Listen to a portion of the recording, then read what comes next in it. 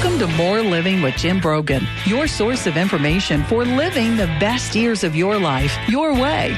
For more than a decade, host Jim Brogan and his expert guests have come together each week to share important news and advice that can impact the lives and well-being of those who are retired and those nearing retirement. Learn about issues like health and fitness, financial planning, social security benefits, investment advice, and more. And now, here's the host of More Living, Jim Brogan. Good morning, East Tennessee. Welcome to More Living with Jim Brogan, where it's all about living the best years of your life your way. You're listening to News Talk 98.7 WOKI, and, leaders are everywhere around us. I think most people want to know or work for or even be a great leader. Great leaders are inspiring. They can inspire us to do more, be more efficient, or even change our life's path. And companies and organizations look to nurture leaders and provide them with opportunities to get better and excel, propelling their organizations to greatness. Many leaders look for tools to help them be more effective in their roles. On the show this morning, we would like to welcome Mike Pierce. He's better known as Antarctic Mike. He was one of the 9 people to run the first ever Antarctic Marathon. He is a speaker and author who uses his journeys and lessons learned on the icy Antarctic terrain to develop strategies for leaders and companies. Good morning, Antarctic Mike, and welcome to our show. It's great to have you with us. Well, thank you for having me, Jim. Now, Antarctic Mike, a bucket list, a marathon is a bucket list for a lot of people. True. Now, to do one in Antarctica at the South Pole seems kind of outrageous and unmanageable to me, unimaginable. I mean, I'm not. My body doesn't handle running well, and it definitely doesn't handle cold well. I do swims. I do 5 mile. I'll do 3 and 3 mile swims. But what inspired you to complete your first Antarctic marathon? Well, it goes back to what you were saying right before you brought me on, in that leaders play a vital role in our society, be it in our companies, in our neighborhoods, in our households.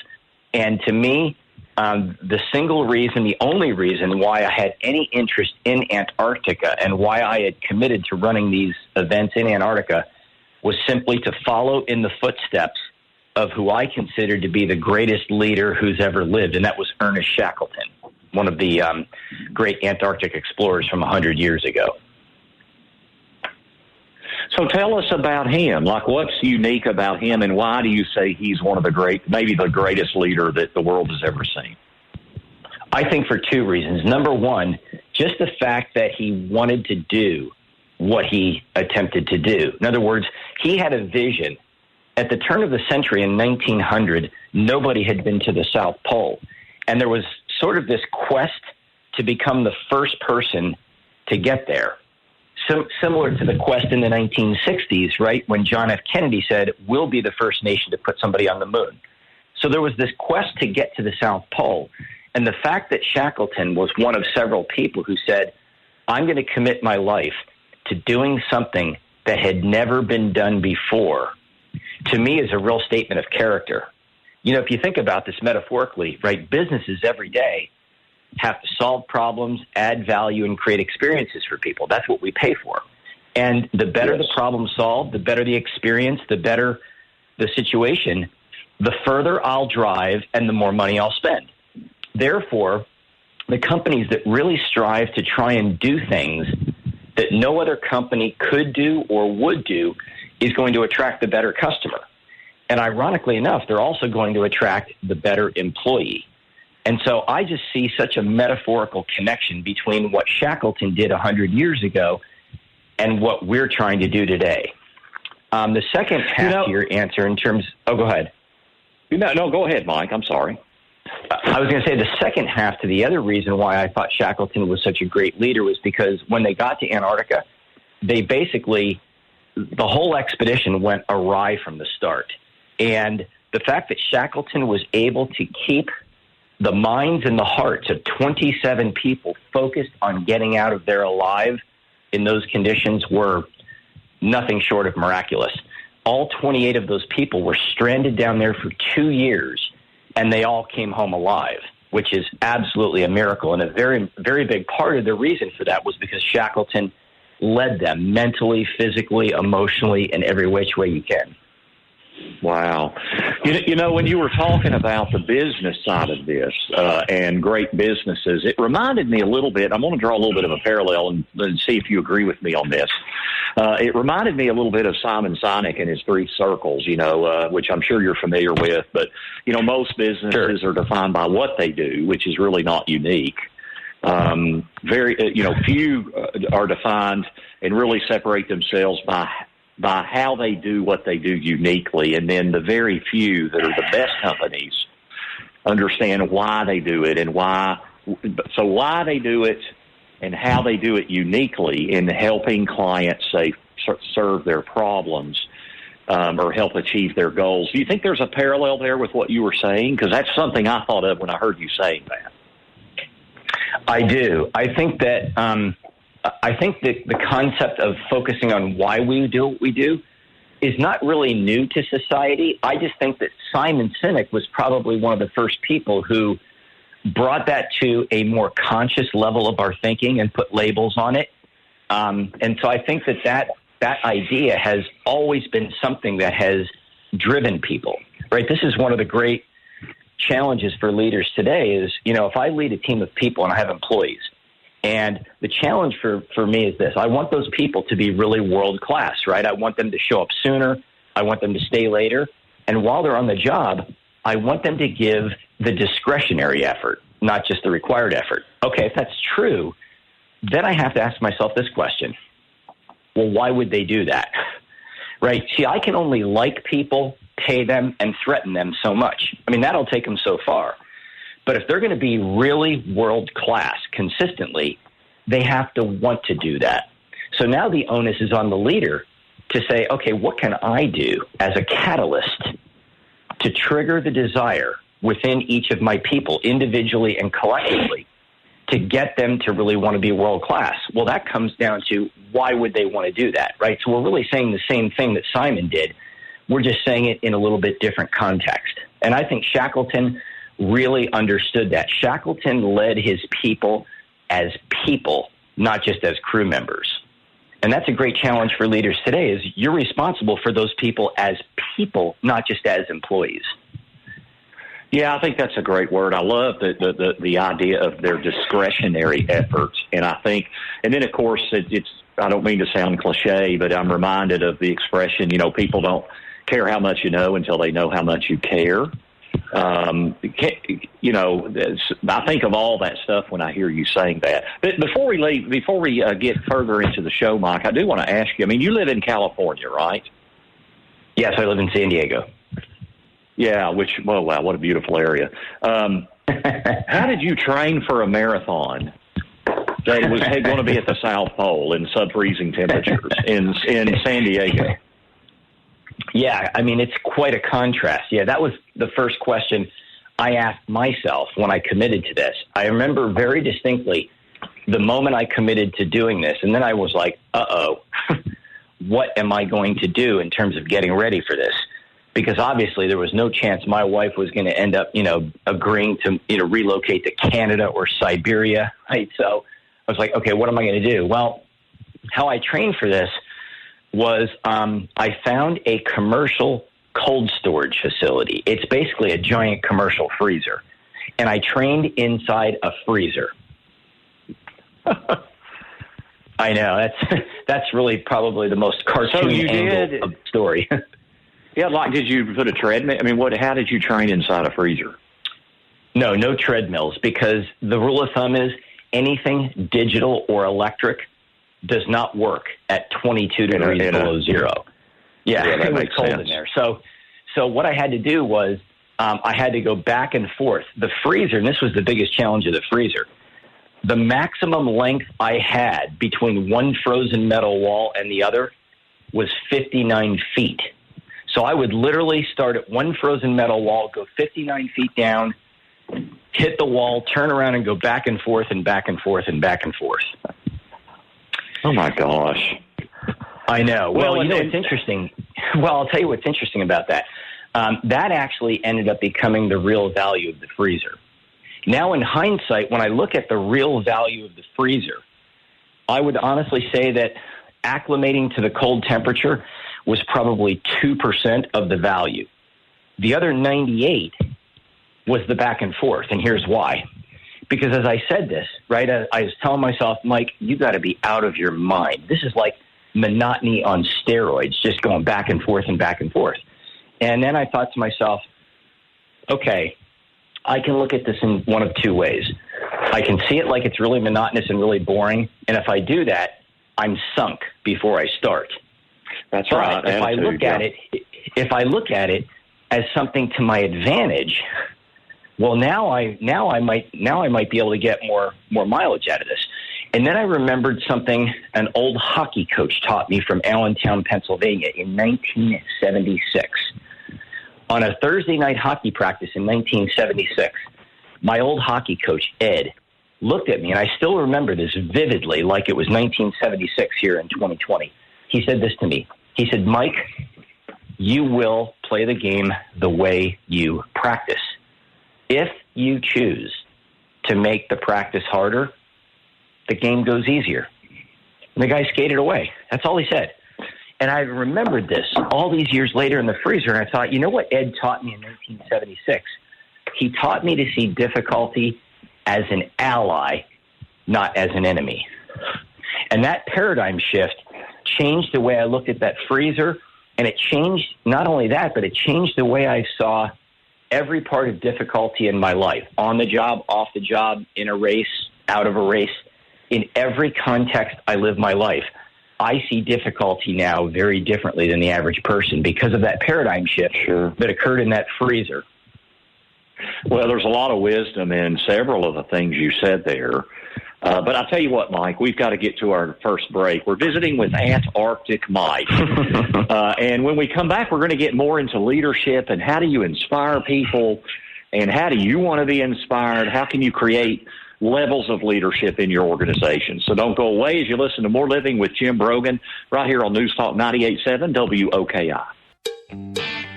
You are listening to More Living with Jim Brogan. During the week, Jim is a financial advisor, an author and speaker with an MBA from the University of Tennessee, who specializes in helping people in or near retirement plan for the next phase of their lives. You can reach Brogan Financial during the week at 865-862-6800 or on the web at broganfinancial.com. And now, here's Senior Market Advisor Magazine's 2011 National Advisor of the Year and host of More Living, Jim Brogan. Welcome back to More Living here on News Talk 98.7 WOKI. I'm your host, Jim Brogan, and we're visiting with Antarctic Mike. He actually was one of the first 7 people to run a marathon in Antarctica. And actually, Mike, you went back and ran even a longer distance. Can you just briefly tell us about that? I do want to be sure people hear how crazy you are. I did. After I got back from the marathon, I thought to myself, well, there has to be a company out there somewhere that would have an interest in partnering with me to do these cold weather events. So what happened was I got a hold of a company located in North Carolina that makes cold weather gear. And I found them through a PR firm based in New York City. And so this company in North Carolina had their 100-year anniversary in 2006. And so I came up with this really bright/stupid idea one night. I said, hey, how about if I run 100 kilometers on your 100-year birthday in Antarctica? We'll take pictures and videos, and you can use all this to promote your stuff. And so the company said, we love it. You're in. And then I scratched my head and I went, wow, how far is 100? How far is 100 kilometers? Yeah. I literally, at the time I committed, I didn't know how far. It was 100 kilometers, which is about 62 miles. And so that was the return trip a year later after I got back from the marathon. And that was just like a couple hundred miles south or north of the South Pole where you did that. We were located near what they call the 80th parallel, right? The world is divided longitude and latitude into parallels. Right. And South Pole is 90 degrees, as is the North Pole, and we were at the 80th parallel. So we were about 600 miles from the actual pole itself. Okay, wow, 100 kilometers. Now, when we talk about leadership, Mike, how important do you think servant leadership is? You know, in terms of inspiring people and getting them to give their discretionary effort, as you discussed. How important is servant leadership? I think the difference is everything, is the short answer, because people really want, I think there's a desire in people to grow, it measured in, 8 ways and then some.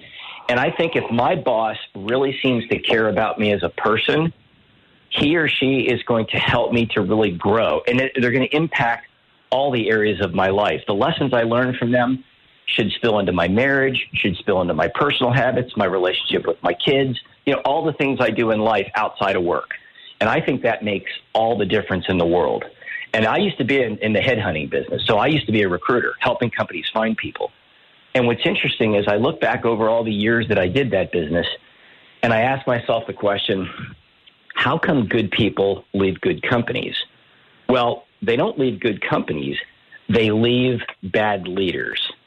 In other words, if I work for a company and my boss is doing okay, let's say they're not great, but then I find somebody who is better. I have seen so many cases. I am literally picturing names and faces as I stand here in 2020 of people who have decided to wake up sooner, drive further, and stay later.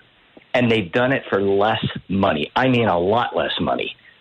Only because the person that they ended up going to work for was a better leader. I've seen this time in and time out. I mean, I know it's true just because of all the years that I've seen it happen. Yeah, that's very inspiring to hear that. It's also very convicting. I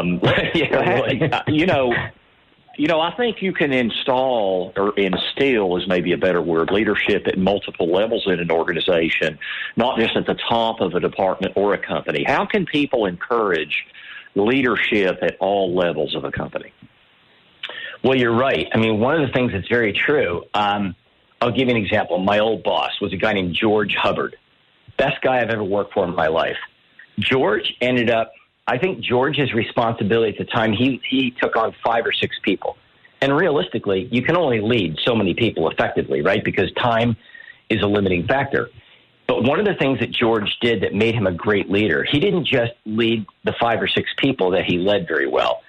He challenged and held those 5 or 6 people accountable to how they led 5 or 6.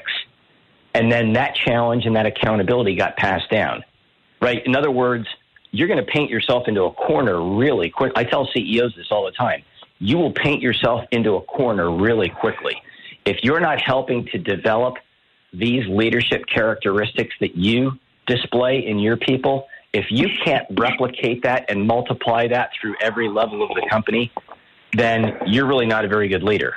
Because the real mark of leadership is not how well you lead other people. It's how well you can replicate that through levels of people. Yeah. Because there's only so much time, right? So everybody has to get touched. Yeah, that's a remarkable thought too, and very, also very inspiring. It's almost thinking 2 or 3 levels deep, and how leadership can really, and your inspiration can really permeate it as an organization. Now, you talk about a lot of different business things, Mike, and we're visiting with Antarctic Mike here on More Living this morning. He was one of 7 to do the first marathon in Antarctica, and then he went back and did a 100K run, 62 miles. Was the first person to do that as well. But you also talk about a lot of things. You talk about client interface, customer interface. You also talk about all kinds of personal fulfillment and growth. Let's talk about clients and customers for a minute. You talk about companies who encourage their clients to come to know their place of business, to meet the people who work there, truly get to know the entire company. And I think culture is so important in a company, not just for the employee experience, but also for the client experience. Do you think that works for traditional corporate businesses, or do you think that can be effective for all businesses in terms of the idea of clients getting to know the entire business? Well, I'll give you an example. St. Louis, Missouri, one of the greatest companies I've ever seen in my entire life, bar none, is a manufacturing company called Cambridge Air Solutions. They make commercial-grade heaters for big buildings and warehouses. And what happened, they have a great culture. I mean, they take care of those people. We could do a radio show from now till 5 o'clock this afternoon just on how great this company is. But the point is this. There was a sales call that the president of the company, Mark Braun, went on a few years ago, and he visited an automotive company in Detroit. And this company in Detroit was considering using the Cambridge heater. And so Mark flew out to Michigan to go meet with them. And the customer was grilling Mark on, tell me about the technical specifications and all this other stuff of your product. And Mark said, I got a better idea. Why don't you fly to St. Louis and meet my people? So the guy flies from Michigan to St. Louis, and he spends a couple of days with the people at Cambridge. He comes back to Mark after 2 days, and he basically says this, we're ready to go. And then Mark said, well, I'm flattered. What did you see? And this was his exact response. I saw the look of ownership in the eyes of your people. And after I heard that, I thought to myself, if that's not a good litmus test for how good a company really is, right? I don't know what there is. Would 100 prospective customers who don't know you, right, if they came and met all of your people and asked any and all questions they wanted, would they come back 2 days later and say, I saw the look of ownership in the eyes of your people? That's convicting, too, because, I often think about, Mike, you want your employees to understand the sense of purpose and be bought in and want to make a difference. I'm in a service business, so we want to make a difference in people's lives. We want to impact them in a significant way. And, we want our employees to be bought into that culture of serving people. There's that word serve again. But, that's really even a deeper level to talk about. Do you see ownership in the eyes of the employees? I mean, that's a pretty strong statement, I think. Very strong. Well, I think it's very indicative of how strong this culture is. I mean, this company has a waiting list of people. I mean, we're talking about a manufacturing company in St. Louis, Missouri. And what are they starting at? $15 an hour? And there's a waiting list, a real waiting list. For people that want to... Right, you want people, people who want to work there. You want people lined up down the street, so to speak, wanting to come and work at that company. Right, they should. I tell companies this: if you have a good company and you have a good, legitimate job for somebody in that company, why do you not have good, legitimate people in line, fighting and competing for the chair? The reason is because you haven't given good people a good reason to say, go call that guy, go see that lady, right?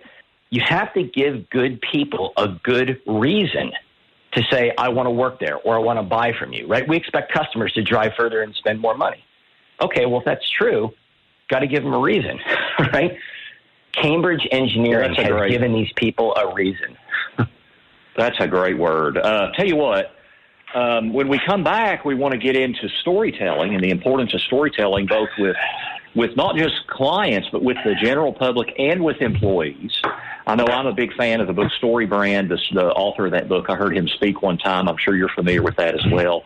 So we'll visit more with Antarctic Mike. We'll also have our dollars and cents segment. Amidst the pandemic, more and more people near retirement are worried about being able to make that transition. And what can you be doing to not be in that group? So don't go away as you listen to More Living with Jim Brogan right here on News Talk 98.7 WOKI.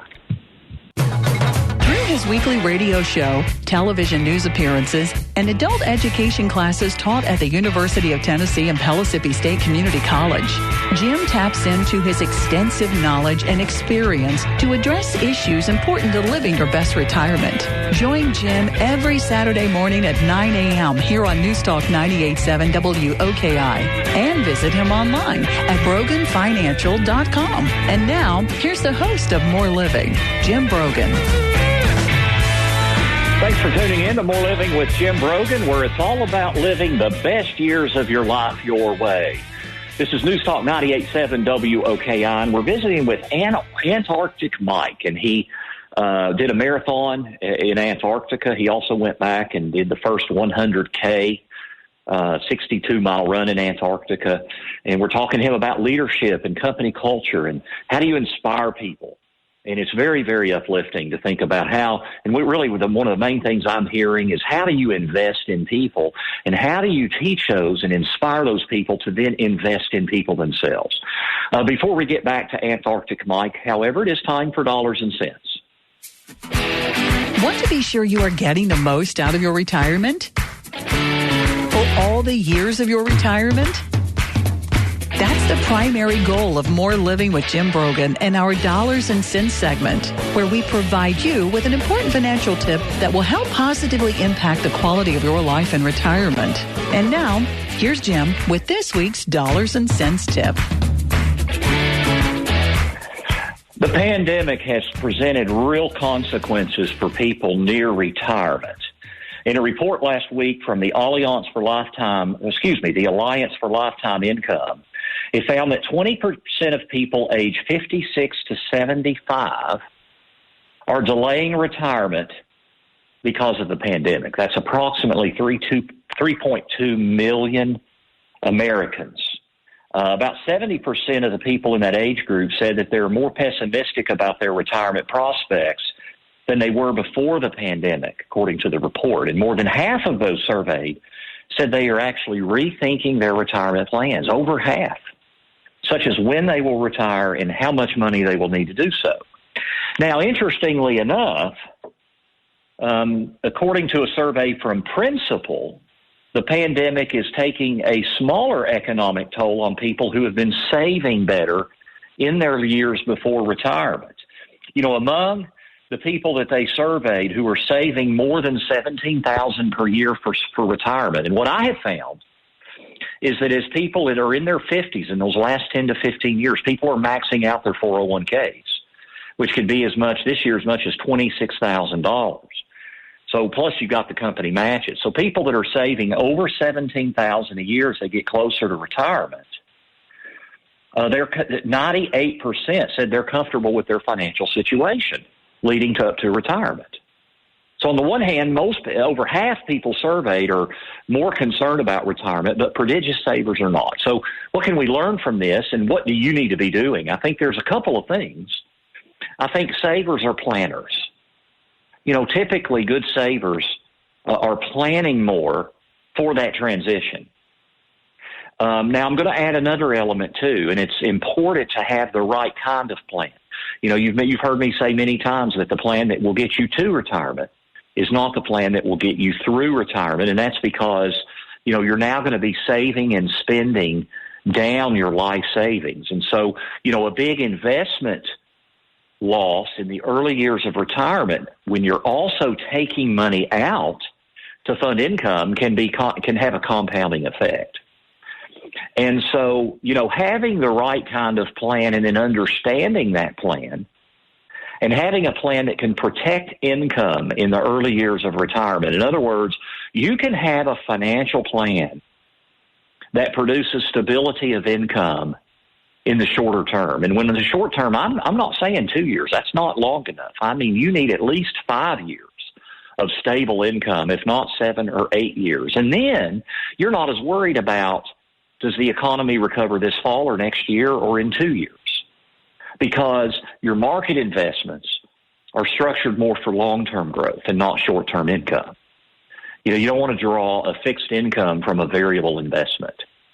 So, you know, having a plan and having it be complete, understanding how things like Social Security, election, and tax reduction, and estate planning, and all of these things fold into your planning. And you know what? I'll even go a step further and say having a life plan. How are you going to spend that first year? You're not going to have the same kind of structure that you had in your working life. And the emotional side of retirement is such an important thing to think about, you know, when you go into that transition as well. So having a life plan that you understand that mitigates the effect of short-term volatility in markets. Markets always have the ability to be extremely volatile in the short term. So having a good plan and understanding that plan is such a key component to being able to prepare for success and confidence so that you can retire and thrive in those early years, especially of retirement. That's our Dollars and Cents segment for this week. You can find this week's Dollars and Cents segment and others by visiting BroganFinancial.com. And do check out our website at BroganFinancial.com. I do want to mention our next college class. This is a two-part class, adult education at the University of Tennessee. It's called Financial Survival for Retirement. If you're retired or getting ready to retire, it's through their adult non-credit programs. It's coming up on September the 15th and 22nd. Next month, that class will be offered. You can either attend in person with full Knox County and Tennessee CDC protocol for distancing and cleanliness, masks, all those things. You can attend in class, or if you're more comfortable, you can attend right at home virtually, as we'll have full video capability so that you can get the same education more safely. However, if you do want the in-person learning live, you can do that too. You can go to financialsurvivalforretirement.com to get more information, to download a syllabus, and to click to register. Again, that's at the University of Tennessee at their downtown conference center, September 15th and 22nd. We're visiting this morning with Antarctic Mike Pierce. He was one of 7 that was the first to do a marathon in Antarctica, and he went back and did a 100K run, 62 miles in that cold. I cannot even imagine. Mike, I'm intrigued that as a business owner of 2 decades, about the premise of telling the right storytelling when it comes to communicating. And that's not just with clients, that's with the public and with employees. Can you share your thoughts on the importance of storytelling? Stories are the vehicle that most move people, right? People are moved by stories. And so I think it's really important for companies to tell stories, because the question is this. Let's take your business, financial planning, right? I'm going to make the assumption that you guys do a better than average job. I mean, there's a lot of financial planning firms out there, as there are lots of businesses in any industry. But I'm going to make the assumption you're in the upper half of the bell curve. Okay, if that's true, now the question is this. Why would somebody pick you, right? That's a good question, because I'm sure you're not the only company in the upper half of the bell curve. So now the question becomes, why do we pick this company? Well, a story is going to best give you the chance to be picked and remembered. And the challenge with a story is this. The story has to have something in it that moves people emotionally. It can't be about the product or service, because even if you make the best widget or you have the best service, nobody really cares that much. But you look at the way companies tell their stories, by and large. Most companies tell their stories by standing on a street corner with a bullhorn and shouting about how great they are and how much of a discount they're going to offer and all these other things that really, I mean, let's face it, change the name of the company, and they all pretty much look and smell and sound alike. Yeah, and that doesn't speak to people. You've got to tell a story. I'll give you a really good example from Shreveport, Louisiana. A friend of mine is a guy named Colin Evans. Colin is a president of a company that's in your space, in wealth management. And his father, Dave Evans, started this company many, many years ago and still works there today. And as I started to get to know Colin, I discovered that he wrote a book, and he mailed me a copy of it. It's called The Lemonade Legacy. And the storybook is a true story about his daughter. At the time, she was 6 years old. Her name is Emmy. And Colin started a lemonade stand for his 6-year-old daughter, Emmy, for one reason and one reason only. He wanted to teach her basic principles of finance about how, you have to spend less money than you make. And when you run a business, you have to consider how much it costs you to make a glass of lemonade, and that dictates how much you charge for it. And then you put the money in the bank and all the basic things, right, that they don't teach you in school.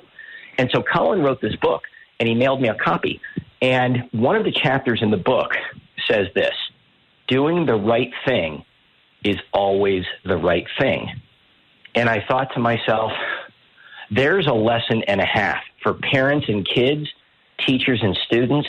I said to Colin, you realize the Lemonade legacy is such a powerful story that could grow your company. I told him, I said, we should shoot a documentary film on this, and you should rename your company the Lemonade Legacy Group. Because people are going to go, what's this Lemonade Legacy? Oh, funny you ask. Let me tell you a story about my daughter. Right now we have a story. And that story can permeate so many places to so many people. And the challenge is, if the story is good enough, if it's got something of value in the story for not just for your customers, not just for people who have a vested interest in you, but what if there's something in the story that will move the lady in Huntsville, Alabama? I refer to her metaphorically as the person outside your radius. They're never going to work for you. They're never going to buy from you. But they will be a raving fan. And they will tell a lot of people about you if there's something in that story that's of value to them outside of the product or service. In this case, we're talking about a lesson that I can impart to my kids, my grandkids, whoever it is. And that's really the best story that a company can tell. And most companies don't do this because, again, they're so hooked on telling the story about how great their stuff is. Well, quite frankly, nobody really cares about that. And I can make an argument that your stuff really isn't that great. But even if it is, you're not getting the value outside of the product or service. So the story really takes on a whole nother level of effectiveness when it's got a component in there that really speaks of value to the listener outside of the product or service. Because if I hear the story and I go, wow, this is a great story about this lemonade stand, where did you learn that? Well, it was some guy named Colin Evans and Dave Evans from Shreveport, Louisiana, who own this financial planning firm. Oh, let me look them up, right? And it's almost like the company in question is like an oh, by the way. And I will tell you, it will get so much play. I mean, look, for example, at the story that WeatherTech told on the commercial they ran during the Super Bowl this past January. This thing was fantastic. I mean, WeatherTech makes very expensive floor mats for cars and trucks. Okay, the CEO decided to spend $11.2 million for 60 seconds of advertising during the Super Bowl. So you ask yourself the question, well, if I'm doing that, what am I going to show? Probably trucks and cars and floor mats and muddy shoes. Not what he did. He told the story about his dog, Scout, who's a golden retriever. And Scout got cured by cancer, a very rare form of cancer. And it's a very moving story told in under a minute. And the whole point of the commercial is Scout was cured by people at the University of Wisconsin Veterinary School of Medicine. And the point of the commercial was, we at WeatherTech know you can make a difference in the lives of animals, because we know they're probably very important to a lot of you. You can make a difference in their life by donating to the University of Wisconsin Veterinary School of Medicine. That was the whole commercial for WeatherTech. No floor mats, no trucks, no standing on the street corner telling the world how great their stuff was.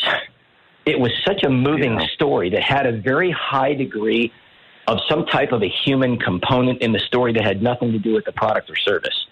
I don't know who came up with the idea for that commercial, but that was absolutely one of the most ingenious things I've ever seen in a commercial in a story for a business.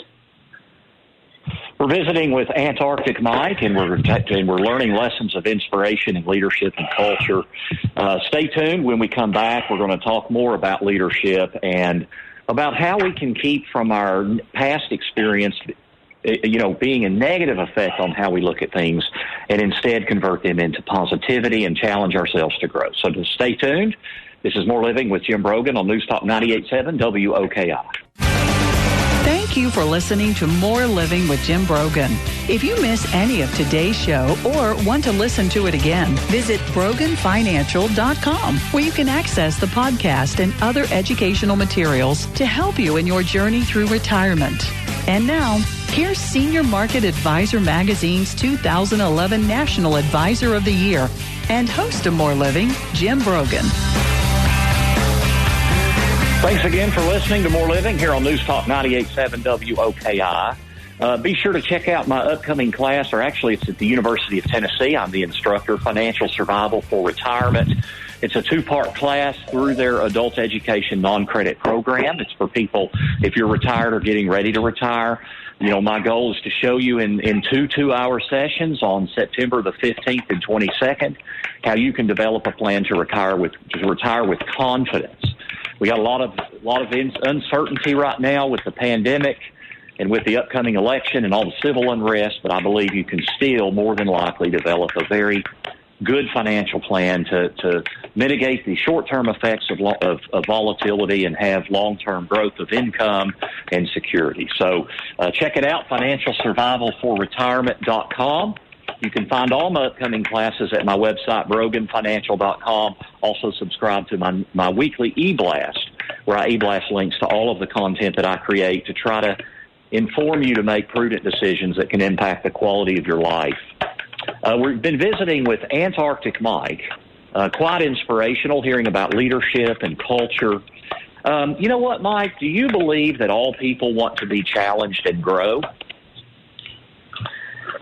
I do. I think people are designed to be something different, something stronger, something better tomorrow than they are today. And, of course, those words can be defined in many ways. But I do think people are designed to grow. And I think when you look at what it really takes to grow, you have to make mistakes, you have to stretch, you have to be challenged, you have to be held accountable, you have to get into things you've never done. That's all part of the ingredients in order to create growth. So I do believe that is a very vitally important part of human existence. And I also see it from my recruiting days. I have seen so many people leave companies not because they weren't paid well, not because they didn't like their boss, not because they didn't do a good job, but because they weren't challenged. They just kind of went into an autopilot mode and collected a paycheck, but they weren't really thinking critically. They weren't really trying to solve problems and grow the way they really could and the way they really wanted to. Yeah, and I think being challenged and growing, I think it's innate in us regardless of our age as well. I mean, I think even as we get older in our golden years, I think people want to, our focus on how we want to grow may change. But we've got to always, the human condition and the human spirit, I think people always want to be challenged and growing in different areas of their lives. Do you agree with that? Even an 85-year-old wants to be, I think if we lose that growth and that purpose, we could just, we can tend to decay instead, and nobody wants that. Well, that's true. Look, for example, at the golf world. A lot of people in the golf world are familiar with a company called Callaway Golf. Callaway Golf was started by a guy named Eli Callaway. He started the company when he was 63 years old, right? So your point is valid. Hey, Mike, you've published 3 different books, one on leadership, one on teamwork, and one on sales. How can people get more information? Are all 3 of those books for the same audience, or is there a little bit of a different focus there? There'd be a bit of a different focus. You can just go to my webpage, antarcticmike.com, and that's how you can get in touch with me, or just find me on any of the social media sites. Look up Mike Pierce or Antarctic Mike. You will not confuse me with anybody else. Trust me. Okay, antarcticmike.com. You also have an ebook, Leading at 90 Below Zero. Can you tell us quickly about that?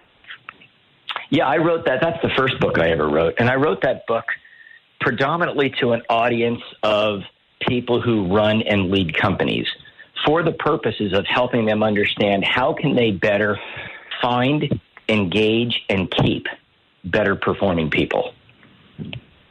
Well, that's so important. So, Mike, thank you for, I hate that we're out of time. I could talk to you for hours, I think. Thank you for taking time out of your very, very busy schedule and for joining us early in California. Thanks for being on our show this morning. Yeah, that's AntarcticMike.com. Yeah, absolutely. Check him out. You can download his ebook. You can also find out more about his other books. We've been discussing leadership and culture because a greater inspiration provides for more living so you can live the best years of your life your way. Thank you for tuning in. This is More Living with Jim Brogan here on News Talk 98.7 WOKI. The views expressed by Jim Brogan and his guests are not that of Cumulus Media. Any discussion of financial, legal, and tax planning strategies is not intended to be individualized advice and is general in nature. Always consult with your advisor for advice specific to your needs. This program's content does not represent a recommendation of any particular security, strategy, or investment by Jim Brogan or Brogan Financial Incorporated.